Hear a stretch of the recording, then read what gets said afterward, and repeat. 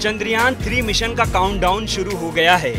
चंद्रयान 3 भारत का सबसे महत्वाकांक्षी स्पेस मिशन है और बेहद रोमांचक क्षण है। लॉन्चिंग डेट की घोषणा भी कर दी गई है। चंद्रयान 3 मिशन को अंतिम रूप तक पहुंचाने के लिए रॉकेट समेत सारी जरूरी उपकरणों को असेंबल कर दिया गया है। इसके अलावा यान के सारे जरूरी टेस्ट कर लिए गए हैं। लॉन्चिंग के साथ ही भारत स्पेस में नई गौरव गाथा लिखेगा। चंद्रयान 3 भारत के लिए तो बेहद खास है ही, अपितु दुनिया भर की स्पेस एजेंसियों की नजरें भारत के चंद्रयान 3 पर टिकी हुई हैं। श्रीहरिकोटा में सतीश धवन अंतरिक्ष केंद्र से लॉन्च किया जाएगा। चंद्रयान 3 की लॉन्चिंग में कोई गलती न हो, इसके लिए छोटी से छोटी चीजों का विशेष ध्यान रखा गया है। ये मिशन चंद्रयान 2 की कमियों की भरपाई करेगा। इसके हर एक पहलू को गंभीरता और सघनता से जांच किया गया है। चंद्रयान 3 का लैंडर अगर चांद पर उतरने में सफल रहा तो भारत ऐसा करने वाला चौथा देश बनकर उभरेगा। इसके पहले अमेरिका, रूस और चीन ने अपने स्पेसक्राफ्ट को चंद्रमा पर उतारे हैं। आपको जानकर गर्व होगा कि चंद्रयान 3 की लागत अमेरिका, चीन और रूस की स्पेस यान की अपेक्षा काफी कम है।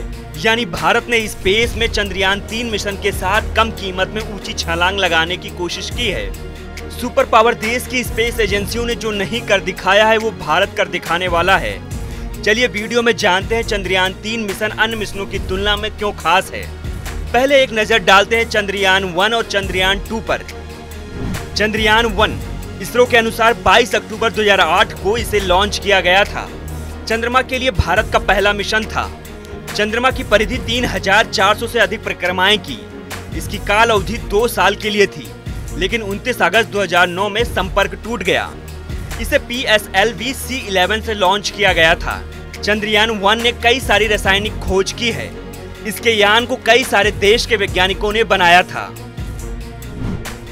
चंद्रयान 2 इसरो के अनुसार 22 जुलाई 2019 को लॉन्च किया गया था। चंद्रमा की सतह को छूने से पहले ही लैंडर क्रैश हो गया था। इसे GLSV Mk3M1 रॉकेट से लॉन्च किया गया था।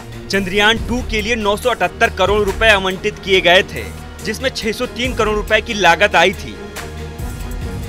खैर, ये तो बात हुई चंद्रयान 1 और चंद्रयान 2 के बारे में।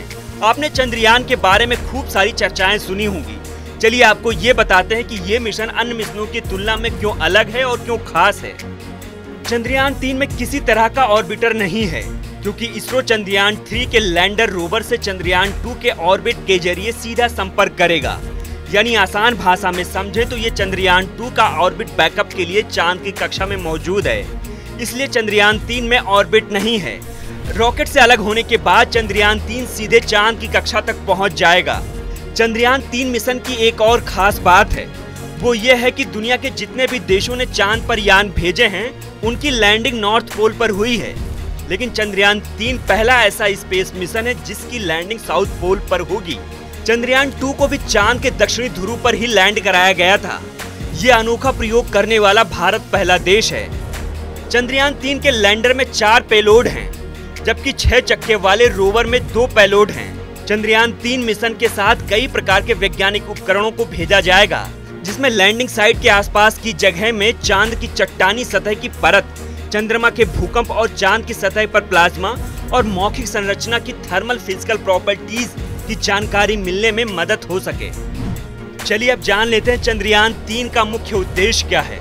चंद्रयान 3 पर सॉफ्ट लैंडिंग का प्रदर्शन कराना, रोवर को चांद की सतह पर चलाकर दिखाना, लैंडर और रोवर की मदद से साइंटिफिक जांच करना, चंद्रमा पर पड़ने वाली रोशनी और रेडिएशन का अध्ययन करेगा, लैंडिंग साइट के आसपास भूकंपीय गतिविधियों की स्टडी करेगा। चंद्रयान 3 मिशन की सबसे खास और अहम बात है इसकी लागत। इस मिशन की लागत जानकर पूरी दुनिया की स्पेस एजेंसियां हैरत में आ जाएंगी।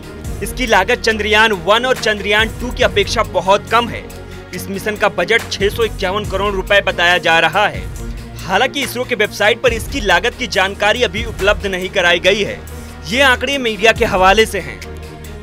फिलहाल भारत चंद्रयान 3 लॉन्च करके इतिहास रचने की कोशिश में है। इसकी लॉन्चिंग 14 जुलाई को श्रीहरिकोटा के सतीश धवन स्पेस सेंटर से होगी। इसरो के वैज्ञानिक को उम्मीद है कि लैंडर और रोवर चंद्रयान पर 14 दिन तक काम करेंगे। भारत को चंद्रयान 3 मिशन से काफी उम्मीदें हैं।